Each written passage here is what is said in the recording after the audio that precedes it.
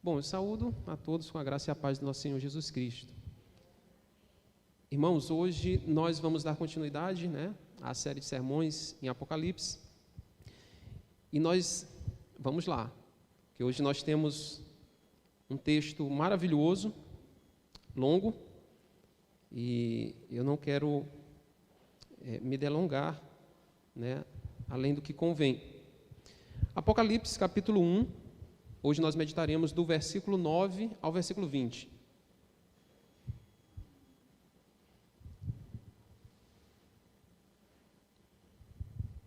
Se todos acharam, nos diz assim a palavra do Senhor. Eu, João, irmão vosso e companheiro na tribulação, no reino e na perseverança, em Jesus, achei-me na ilha chamada Patmos, por causa da palavra de Deus e do testemunho de Jesus. Achei-me em espírito no dia do Senhor e ouvi por detrás de mim grande voz, como de trombeta, dizendo: O que vês, escreve em livro e manda às 7 igrejas: Éfeso, Esmirna, Pérgamo, Tiatira, Sardes, Filadélfia e Laodiceia. Voltei-me para ver quem falava comigo, e voltado vi 7 candeeiros de ouro, e no meio dos candeeiros um semelhante a filho de homem, com vestes talares e cingido à altura do peito com uma cinta de ouro. A sua cabeça e cabelos eram brancos como alva-lã, a altura, como neve, os olhos como chama de fogo, os pés semelhantes ao bronze polido, como que refinado numa fornalha, a voz como voz de muitas águas. Tinha na mão direita 7 estrelas, e da boca saía-lhe uma afiada espada de 2 gumes. Seu rosto brilhava como o sol na sua força. Quando o vi, caí a seus pés como morto. Porém, ele pôs sobre mim a mão direita, dizendo: Não temas, eu sou o primeiro e o último, e aquele que vive. Estive morto, mas eis que estou vivo pelos séculos dos séculos, e tenho as chaves da morte e do inferno. Escreve, pois, as coisas que viste e as que são, e as que hão de acontecer depois destas. Quanto ao mistério das 7 estrelas que viste na minha mão direita, e aos 7 candeeiros de ouro, as 7 estrelas são os anjos das 7 igrejas, e os 7 candeeiros são as 7 igrejas. Senhor Deus, nosso Pai, mais uma vez falamos contigo, Senhor, pedindo da Tua graça, da Tua misericórdia sobre nós.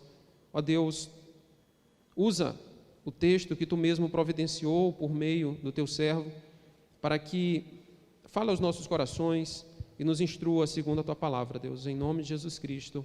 Amém. Bom, meus irmãos, vou precisar muito da atenção de vocês para esse texto e para outros que nós vamos abrir, para que a gente entenda este.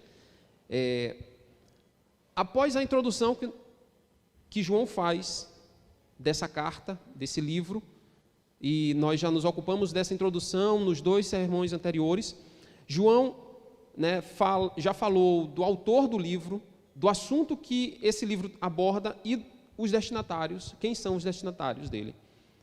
Agora, João ele passa a narrar a mensagem que chegou até ele, como essa mensagem pôde chegar até ele. E nesse texto que nós lemos, trata de duas personagens principais em todo o livro, das 3 principais, que é João, Jesus Cristo, e a terceira personagem que vai começar a ser tratada e detalhada no capítulo 2 é a igreja. Então aqui nós temos 2 personagens, João e Jesus Cristo. E eu quero que nós entendamos esse texto separando, dividindo ele em 3 partes. A primeira, do versículo 9 ao versículo 11, que vai então apresentar João, vai falar do cenário em que essa visão acontece. A segunda parte vai do versículo 12 ao versículo 16, que vai tratar da visão propriamente dita, da visão que João teve aqui nesse momento. E a terceira, que vai do versículo 17 ao versículo 20, que vai tratar do entendimento da visão que João então teve. Bom, a primeira parte, que trata de João, do cenário e do contexto em que ele se encontra ao receber a visão, João se dirige às igrejas, no versículo 9, não trazendo para si, arrogando para si autoridade, né? Ou como se ele fosse alguém destacado por causa da função que ele ocupa. As igrejas que receberiam então esta carta, os irmãos que estavam lá, poderiam então dizer, vem cá, ok, nós sabemos quem é João, mas o que ele quer, né? Como ele se apresenta aqui ao escrever esse texto? Bom, em primeiro lugar, meus irmãos, João se apresenta como irmão. Em outras palavras, João está dizendo àquelas igrejas, aqueles irmãos, que ele se iguala a eles. Ele não é alguém que reivindica para si destaque, autoridade, apesar das funções, apesar daquilo que Deus lhe chamou para fazer. Isso nos diz, meus irmãos, de que ele não é melhor que os outros, e ele entende isso. Ele é seguidor de Jesus, assim como os demais. Ele está no mesmo pé de igualdade. Ele é irmão. E isso implica desfrutar dos mesmos privilégios que os demais. Mas ele também se apresenta como companheiro. Ele é companheiro daqueles irmãos. E ele, então, significa que ele está junto e ele compartilha com esses irmãos dos mesmos interesses e mesmas lutas. Bom, isso fala para nós de que ser irmão e participar do reino de Deus implica também abraçar as mesmas responsabilidades.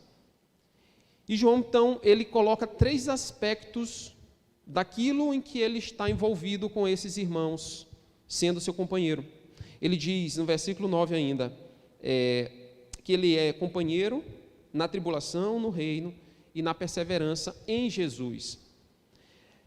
Em Jesus, os crentes, meus irmãos, compartilham tanto os privilégios do reino de Cristo, como também as duras realidades que podem vir desse reino, pelo fato de pertencer a este reino.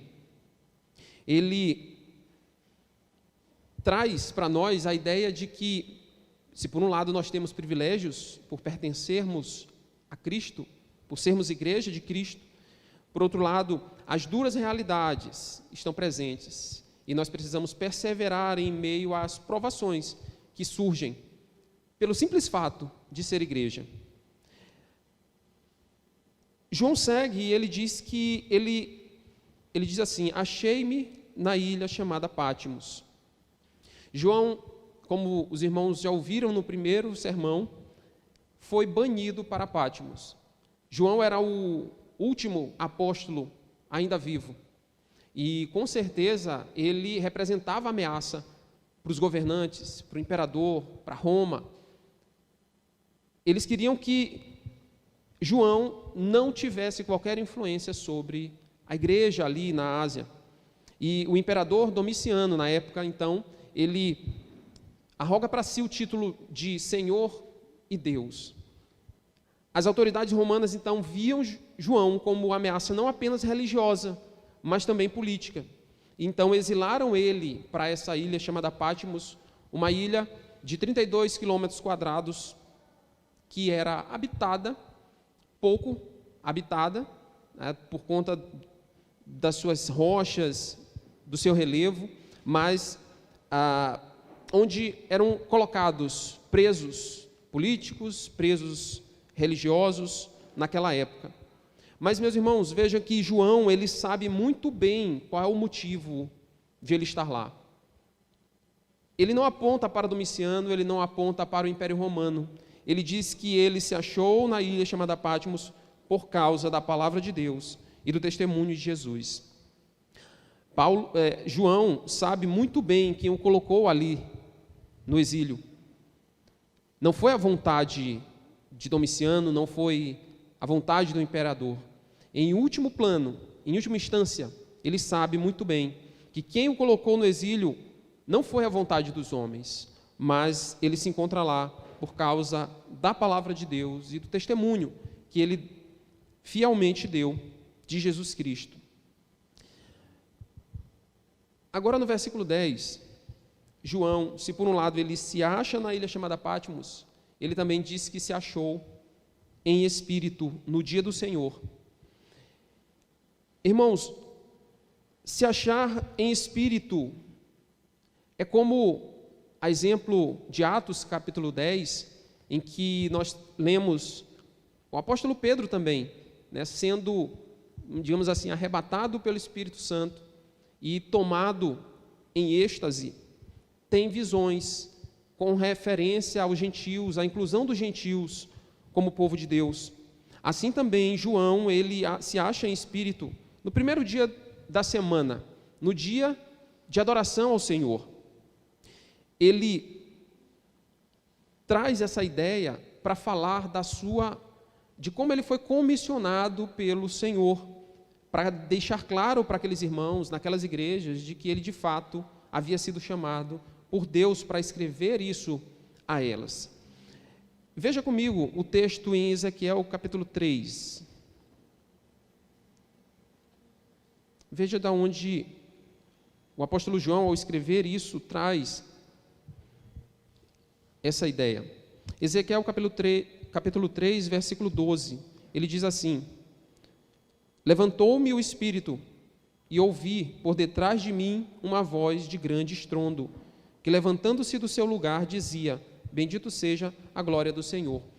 É daqui que João extrai a ideia de estar no Espírito. Veja que na sequência do texto é muito parecido com o texto em Ezequiel, né? Ouvindo uma voz atrás de si para dizer alguma coisa. E dessa forma, assim como Ezequiel estava sendo comissionado pelo Senhor por meio do Espírito Santo, João está deixando claro aqui aos seus destinatários de que ele também foi comissionado por Deus como um profeta para anunciar as coisas de Deus aos irmãos. Se por um lado João estava exilado numa situação desconfortável e até desesperançosa, digamos assim, para muitos, por outro lado, o próprio Deus veio ao seu encontro. O próprio Deus rompeu as barreiras ilusórias que os homens tinham criado na tentativa de impedir o avanço da igreja. O próprio Deus vem a favor do seu servo, a favor do seu povo, para que esse povo possa colocar e ser usado para colocar em prática os propósitos do próprio Deus.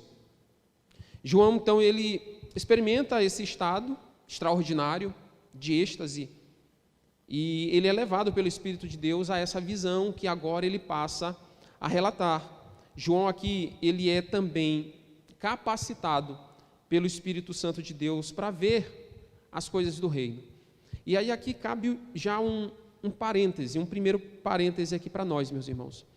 Nós precisamos ter em mente sempre que carne e sangue não podem ver o reino de Deus.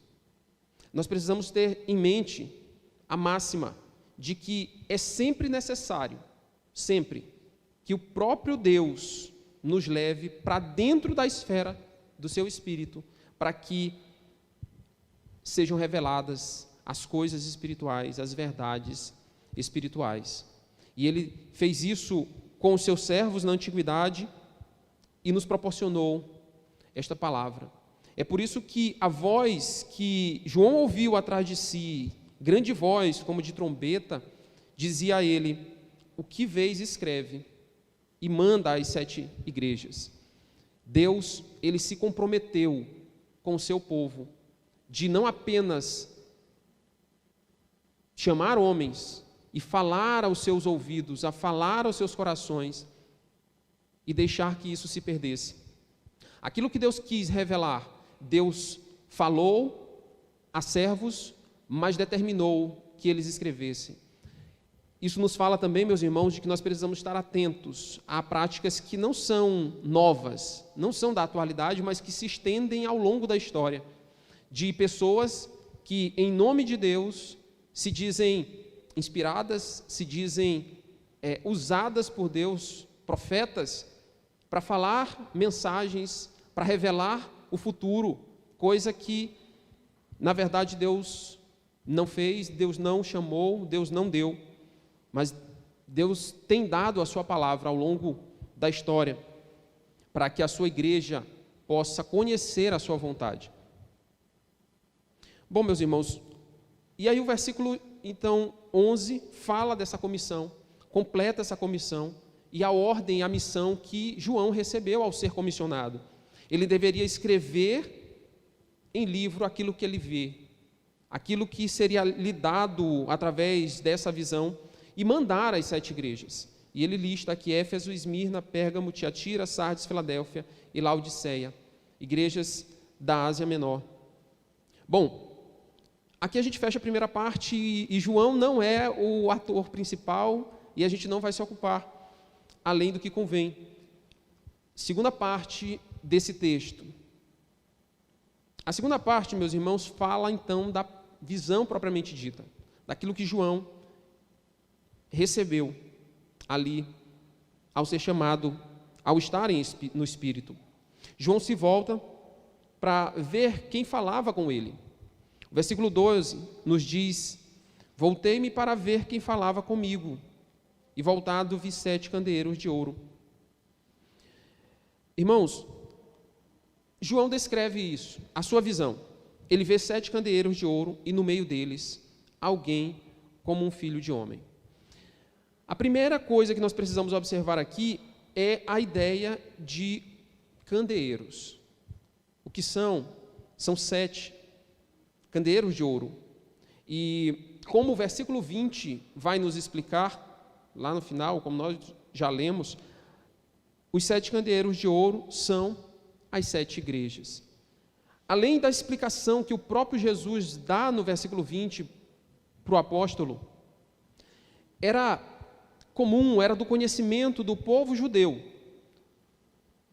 o texto de Zacarias capítulo 2.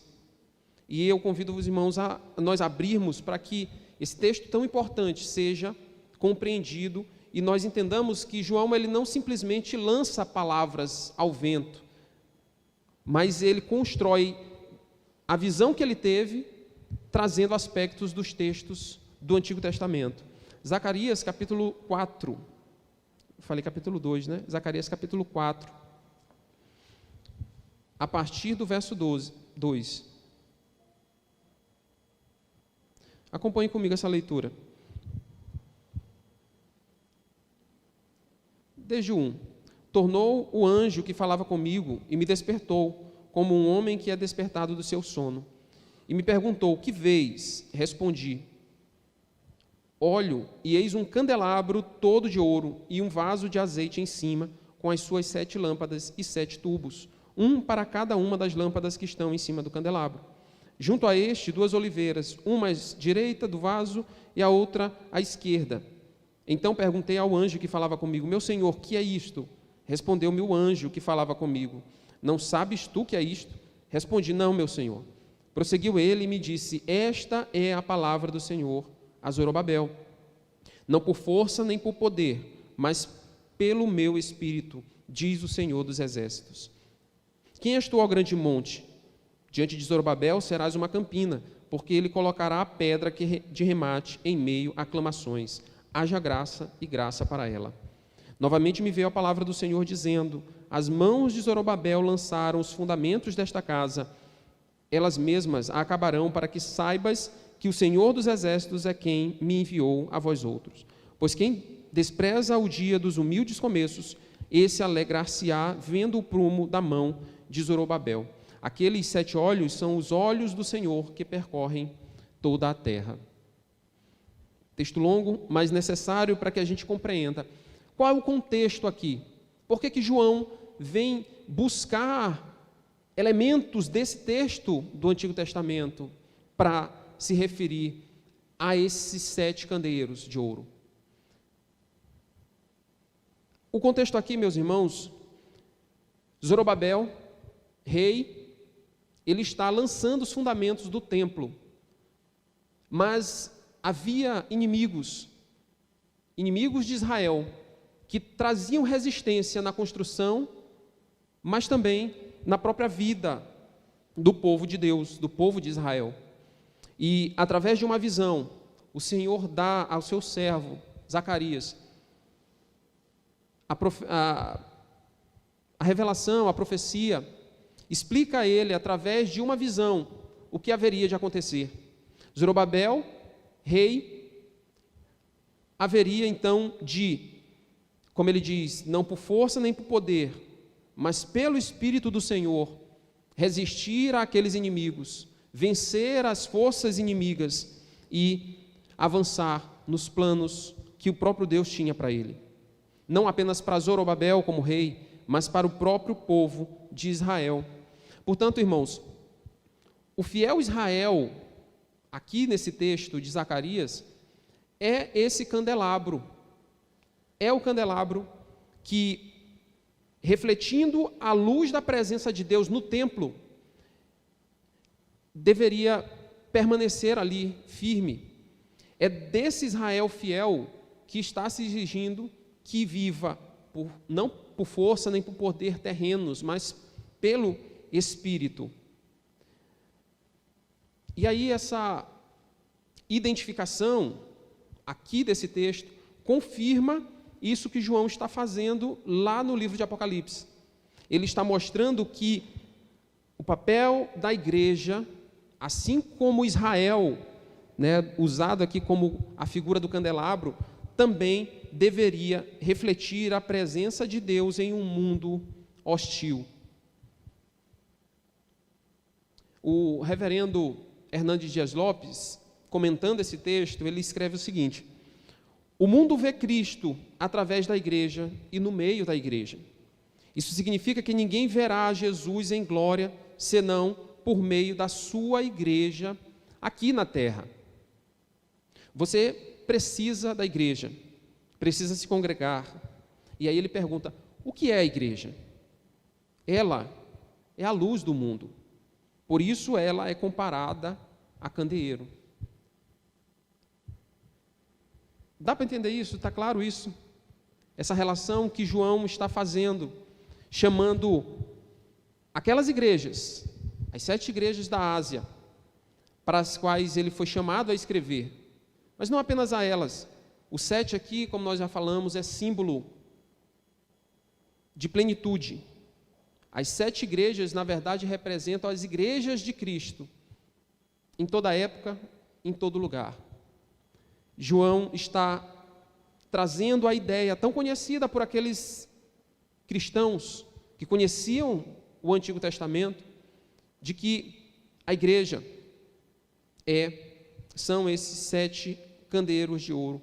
Mas João avança no versículo 13, e ele diz que ele vê também um semelhante a filho de homem no meio desses candeeiros.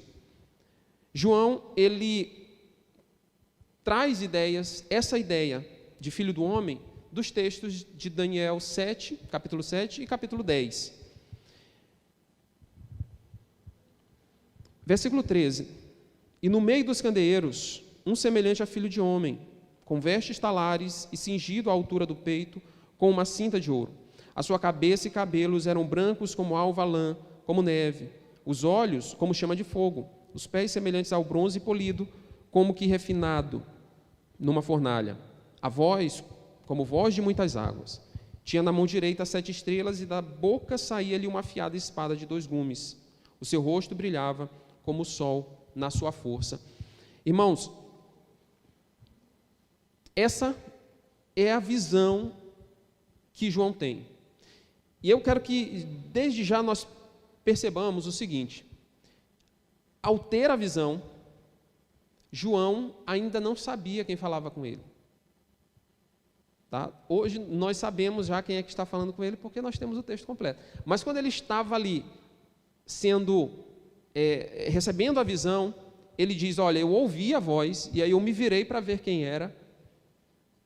E aí ele viu 7 candeeiros, e viu um como filho do homem, e aí ele tenta descrever a visão que ele teve da melhor forma possível.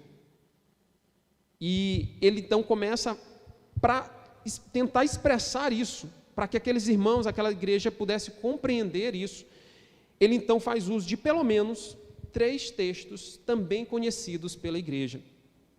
E aí eu vou convidar você a abrir esses textos. Como eu falei, Daniel, capítulo 7, versículo 9.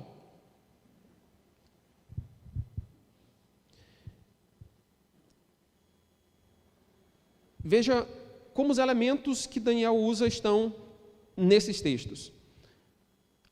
Daniel 7:9. Continuei olhando, até que foram postos uns tronos, e o ancião de dias se assentou. Sua veste era branca como a neve, e os cabelos da cabeça como a pura lã. O seu trono eram chamas de fogo, e suas rodas eram fogo ardente. Versículo 22, Daniel 7:22. Até que veio o ancião de dias e fez justiça aos santos do Altíssimo, e veio o tempo em que os santos possuíram o reino. Daniel 10, versículos 5 e 6.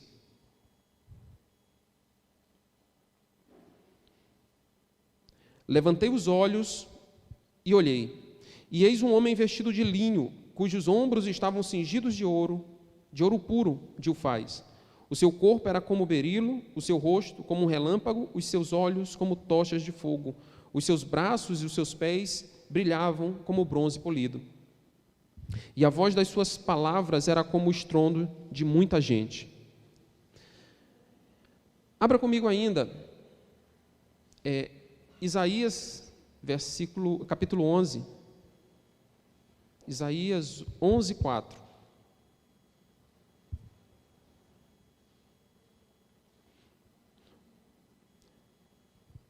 Mas julgará com justiça os pobres e decidirá com equidade a favor dos mansos da terra.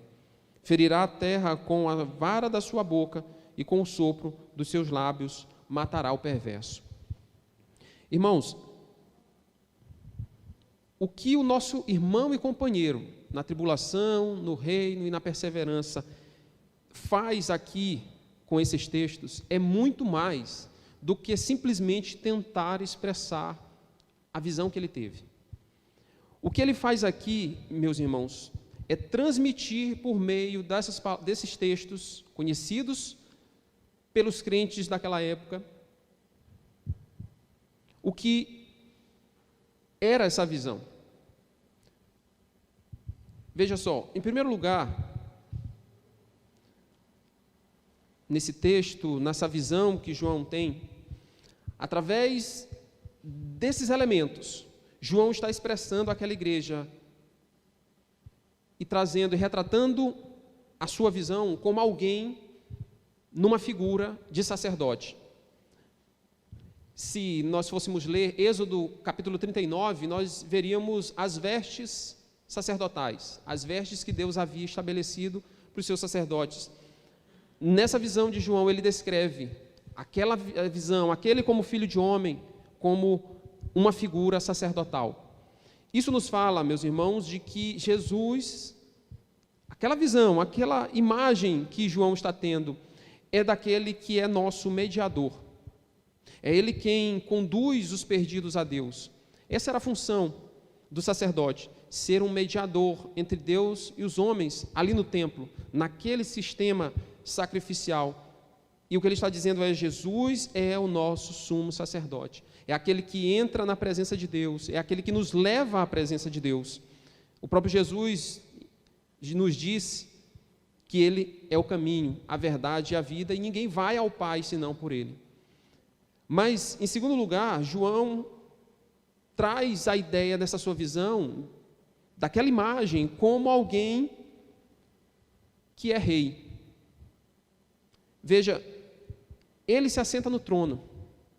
Assim como lá no texto de Zacarias, o ancião de dias se assenta no trono, né? O ancião de dias representando o próprio Deus eterno. Portanto, ele reina sobre nós, sobre tudo e sobre todos.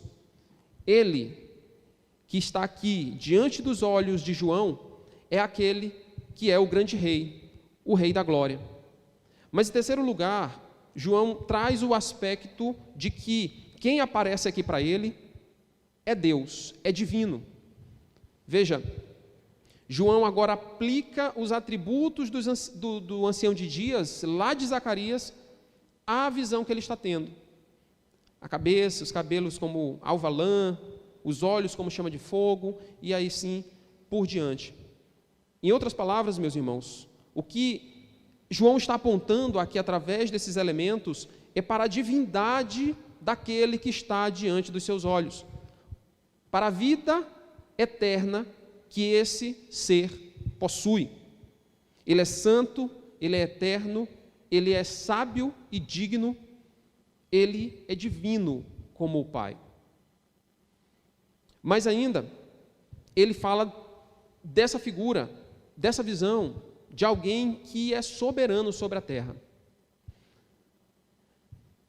É interessante que houve moedas antigas que eram cunhadas com a figura do imperador, e esse imperador tendo 7 estrelas sobre a sua mão.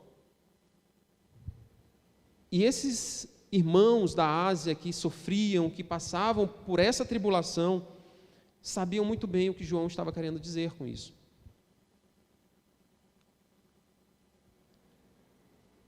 O imperador, tendo 7 estrelas sobre a sua mão, falavam dele como Senhor e Deus, como o soberano sobre o mundo, soberano mundial.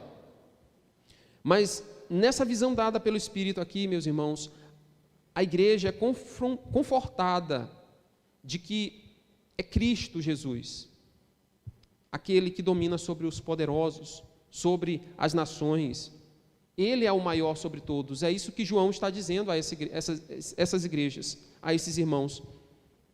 Porém, meus irmãos, acima dessas ideias sobre moedas que podem ter existido, cunhada dessa forma, a descrição de João mostra Jesus Cristo como aquele que cuida e conserva a sua igreja em sua mão poderosa. Veja que, adiantando aqui no versículo 16, ele diz que ele tinha na mão 7 estrelas, indicando a sua soberania sobre as nações, a sua soberania mundial, mas também como o cuidador da igreja. Se, por um lado, as 7 estrelas são as igrejas, então nós podemos ter a total certeza de que nós estamos seguros nas mãos daquele que rege o universo. É essa mensagem que João está trazendo através dessa imagem. Mas uma quinta coisa, João traz na sua visão, o aspecto dessa figura aqui, como filho de homem, como juiz divino. João está assegurando aos seus irmãos atribulados, sofredores, que o seu Senhor é justo juiz. Ele está confirmando isso, que esse justo juiz, ele vem fazer justiça aos seus santos. Lembram do texto lido também lá em Daniel, em Isaías, capítulo 11, versículo 4? Aquele que tem olhos como chama de fogo, que a tudo vê e conhece. Aquele que tem voz como de muitas águas, ou seja, aquele que quando fala, a terra treme e todos se calam. É também aquele que traz na sua boca a espada afiada de 2 gumes, capaz de discernir todo pensamento, que é poderoso e justo para trazer a palavra de juízo naquele último dia.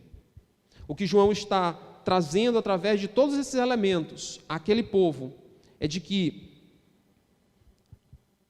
eles não estão desamparados, que eles, na verdade, não precisam temer o futuro.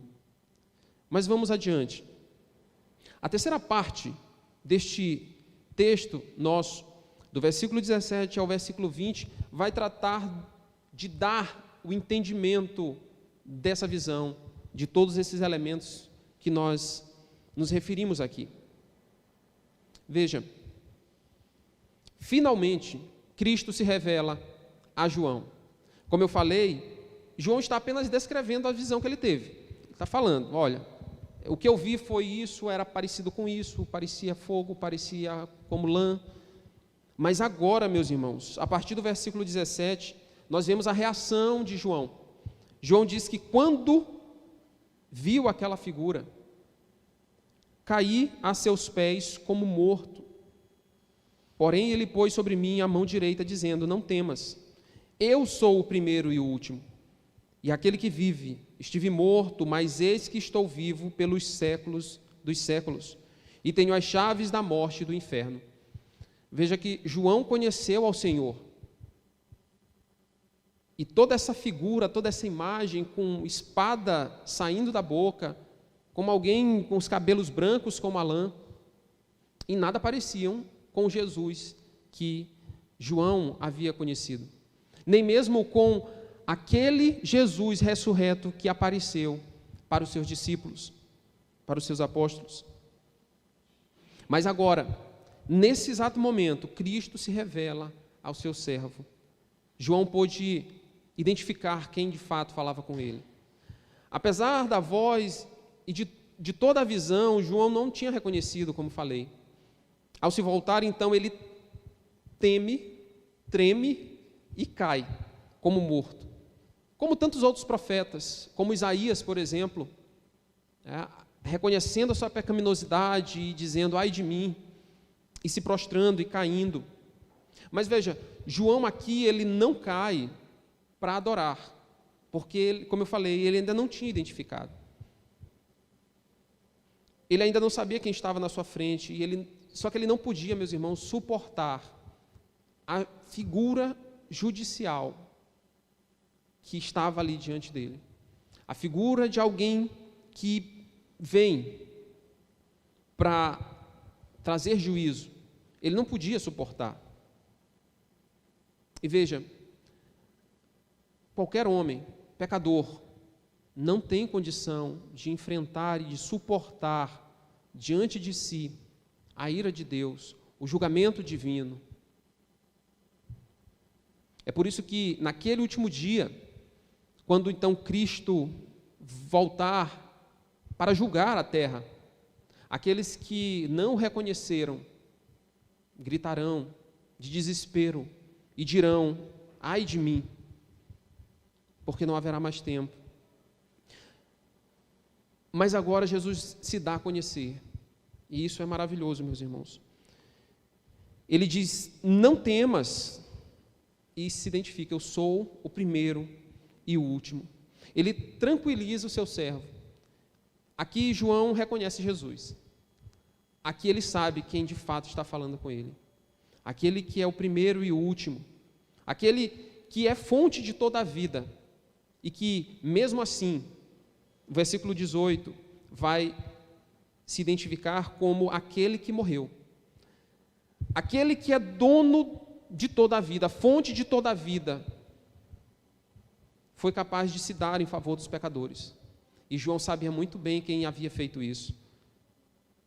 Que aquele que sendo a própria vida, se deixou morrer, para então ressuscitar e libertar os que estavam reféns do pavor da morte. Abram comigo,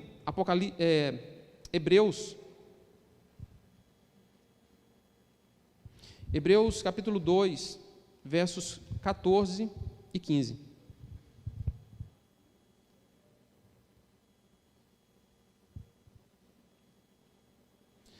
Visto, pois, que os filhos têm participação comum de carne e sangue, destes também ele, Jesus, igualmente participou, para que por sua morte destruísse aquele que tem o poder da morte, a saber, o diabo, e livrasse todos que pelo pavor da morte estavam sujeitos à escravidão por toda a vida.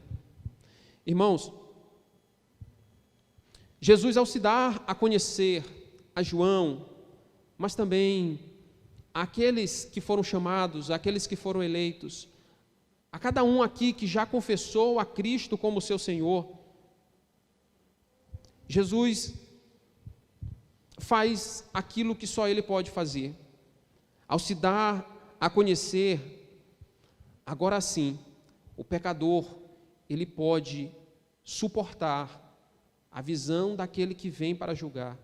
Não porque ele é forte por si mesmo, não porque ele se tornou melhor que os outros que ainda não tiveram a revelação, mas pela própria graça do Senhor que se dá a conhecer, que se revela a essa pessoa.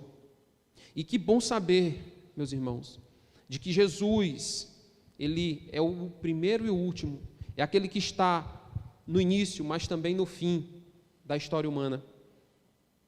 E que ele está junto com os seus santos. Que bom sabermos disso. Mas nós não devemos dar ênfase, então, nos detalhes, nos pormenores dessa visão de João. João não tem esse objetivo. Há pessoas que, estudando, tentando decifrar os símbolos usados no Apocalipse, se ocupam de pormenores, como o que significa a cabeça, o que significa a alva lã como neve, o que significa o bronze, porque não poderia ser outro elemento, mas tinha que ser o bronze. Enfim, não é esse o importante. O importante aqui é o quadro geral que João descreve, que ele pinta, digamos assim. João, através desse quadro, expressa uma mensagem para transmitir àqueles irmãos. E isso é o importante, o quadro geral, a mensagem. E o que é essa mensagem, meus irmãos? Bom, a mensagem é a seguinte: igreja do Senhor, não tema. É como se João estivesse dizendo: irmãos, meus irmãos, meus companheiros na tribulação, no reino e na perseverança, mantenham-se firmes, perseverem. Apesar dessa tribulação e de todas as lutas que nós temos enfrentado e que nós ainda vamos enfrentar nesta vida, não temam. Por quê? Porque Jesus está vivo. Jesus não apenas está vivo, mas ele anda no meio dos candeeiros. Em outras palavras, ele anda no meio da igreja. E outra coisa, nós estamos bem seguros em sua destra fiel. E ele vem em breve. E ele vem com todo o poder e glória para julgar a todos. Tenham isso em mente, lembrem-se sempre disso. É esse o quadro grandioso, maravilhoso, majestoso que João descreve para nós. Ao ver Jesus glorificado, ele transmite a seus irmãos, como propósito do próprio Deus, força, encorajamento àqueles irmãos que estavam sofrendo perseguição, receosos da morte.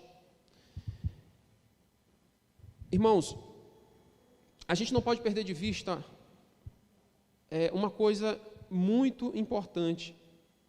É que no texto de Daniel 10, se você abriu, você leu, lembra? Lá fala desse filho do homem, um título para descrever um homem celestial, digamos assim. E o papel desse homem celestial, lá no capítulo 10 de Daniel, que é também um livro apocalíptico, e traz esses símbolos para expressar a realidade, o papel desse homem celestial é revelar o julgamento divino, vejam só, é revelar o julgamento divino contra os perseguidores de Israel, povo de Deus. E aí, da mesma forma, o que João está escrevendo aqui a esses irmãos e a nós também, como igreja de Cristo, é para encorajar esses irmãos, aqueles da Ásia Menor, mas também a nós, a serem fiéis e perseverantes, a permanecerem dessa forma, pois Jesus Cristo é o homem celestial, Jesus Cristo é o Filho do homem, que vem para julgar aqueles que têm oprimido a igreja do Senhor. A revelação da graça de Jesus, meus irmãos, põe o apóstolo João de pé novamente. É quando então Jesus se revela, ele então pôde suportar aquela visão ameaçadora de julgamento, de juiz. A revelação da graça de Jesus põe o apóstolo de pé novamente para cumprir o seu ministério. Agora, no versículo 19, então Jesus vai e diz para ele: agora que você está restabelecido, agora que você tem condições, porque eu me revelei a você, eu me dei a conhecer a você, agora você tem condição de cumprir o seu ministério. Escreve, pois, as coisas que viste, as que são e as que hão de acontecer depois destas. João está em condições agora de avançar, de cumprir o seu ministério e de proclamar a palavra que recebeu. Dessa forma, meus irmãos, essa revelação da graça de Jesus, no meio dela, né, Jesus diz a João para escrever. E para que nós, cada um de nós, possamos cumprir também o nosso ministério. Que ministério? Sendo corpo de Cristo, sendo a noiva do Cordeiro, nosso ministério é ser luz neste mundo. A igreja como luz do mundo. Portanto, a igreja do Senhor, ela não precisa temer. Ela não precisa temer a vida, o dia a dia que nós enfrentamos. É bem verdade que há muitos acontecimentos e experiências que machucam, que fazem doer. Afinal de contas, nós somos seres humanos, continuamos sendo. Nós temos nossas fraquezas. Muitas vezes não raciocinamos da forma correta sobre aquilo que nos acomete. É verdade. Mas a mensagem geral que o próprio Deus providenciou por meio do seu servo aqui, meus irmãos, é de que a igreja do Senhor, independente do que esteja passando, não precisa temer a vida, porque, afinal de contas, Jesus é a própria vida e vivo está. A igreja do Senhor também não precisa ter medo da morte. Aqueles irmãos estavam na iminência da morte, de serem pegos e, com sorte, serem exilados como João, mas não é o que vinha acontecendo. Os cristãos estavam sendo mortos, perdendo a vida física, é verdade, mas era através dessa morte física que a igreja podia vencer Satanás. Na verdade, continua sendo assim. Quando Satanás e suas hostes acham que está destruindo a igreja, ao tirar essa vida física, ele está, na verdade, sendo derrotado, porque a igreja de Deus está segura nas mãos daquele que rege o universo. Portanto, nós não precisamos temer a morte, porque Jesus é aquele que morreu, é verdade, mas também ressuscitou e venceu a morte. Nós também não precisamos temer a eternidade, porque Jesus, como nos diz o versículo 18, tem as chaves da morte e do inferno. Jesus já venceu o último inimigo, a morte. Nós não precisamos temê-la, nós não precisamos temer a eternidade, porque o nosso Senhor já venceu todos os nossos inimigos. É como nós cantamos, né? É porque Ele vive que eu posso crer no amanhã. Porque Ele vive, temor não há. Não temas, diz o Senhor à sua igreja, pois eu bem sei que a minha vida está nas mãos do meu Jesus, que vivo está. Meus irmãos, eu queria ainda, para nós finalizarmos, trazer duas aplicações, duas lições para nós, rápidas lições, extraídas desse texto, extraídas daquilo que é expressado nesse texto sagrado. E agora eu fechei aqui.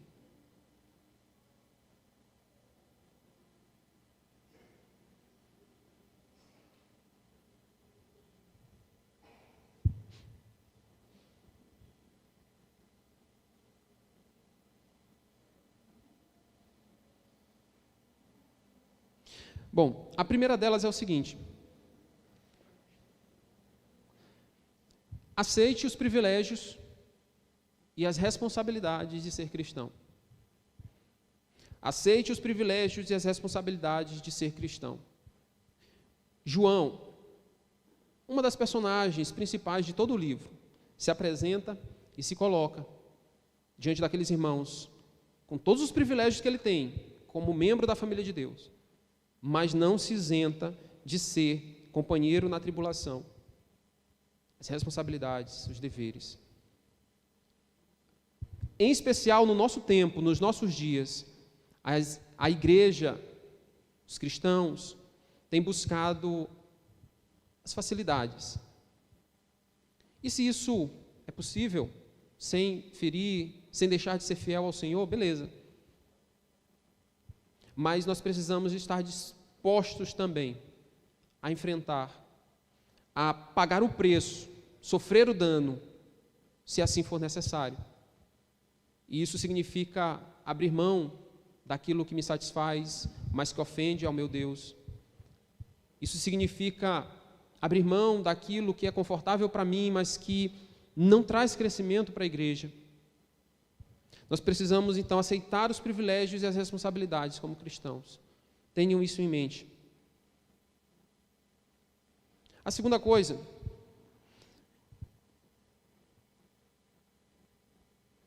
e aí essa aqui eu vou falar sem olhar para ali, porque eu mudei aqui agora. Perceba, irmãos, entenda que é Cristo, Jesus, o motivo da igreja ser luz. Abra rapidamente comigo no texto de Zacarias, aquele mesmo texto que nós já lemos. Eu não posso ficar sem ler esse texto e sem abordar essa lição. Zacarias, capítulo 4, agora do verso 11 ao verso 14. Veja o que está acontecendo aqui. O profeta continua, prossegue e pergunta: que são as duas oliveiras, à direita e à esquerda do candelabro? Tornando a falar-lhe, perguntei: que são aqueles dois raminhos de oliveira que estão junto aos dois tubos de ouro, que vertem de si azeite dourado? Ele me respondeu: não sabes que é isto? Eu disse: não, meu senhor. Então ele disse: são os dois ungidos que assistem junto ao Senhor de toda a terra. Meus irmãos, essas duas oliveiras aqui, ele então no versículo 14 disse que são os dois ungidos que assistem junto ao Senhor de toda a terra.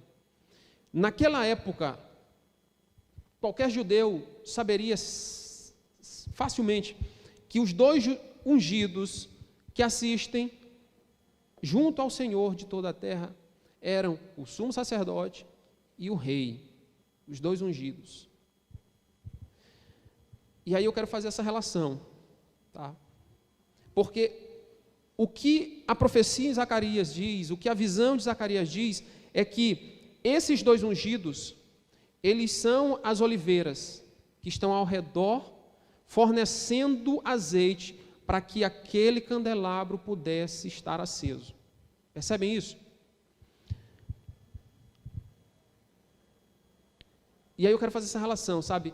Jesus, o Senhor, apresentado nessa visão, que se revela a João, Ele é o nosso supremo sacerdote e o nosso eterno rei.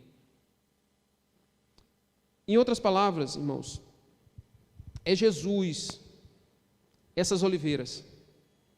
Ele é ungido do Senhor nessas duas funções. Ele é a fonte de todo óleo que pode fornecer e fazer com que o candelabro, o candeeiro, a lâmpada dê a sua luz. Dessa forma, meus irmãos,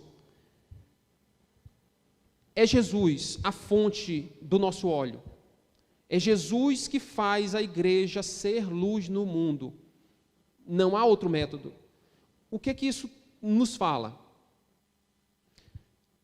O que faz a igreja ser luz não é o prédio em que ela se coloca, que se reúne, não é o letreiro, por mais bonito que seja, que está na frente desse prédio, não é o programa que essa igreja adota, as suas programações, a estrutura que ela tem, não é nem mesmo a eloquência de qualquer pregador, não é.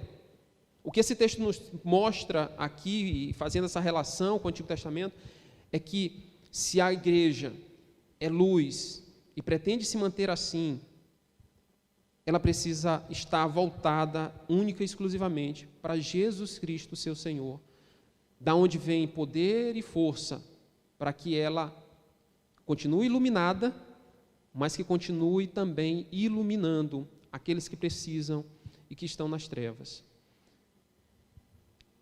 Jesus, ele não apenas anda no meio da igreja, no meio dos candeeiros, ele fornece o combustível para que essa igreja continue sendo um luzeiro no mundo que está em trevas. Meus irmãos, que Deus nos abençoe e nos ajude a adorar o nosso Deus, reconhecendo que somente Ele pode nos fazer brilhar neste mundo. Amém.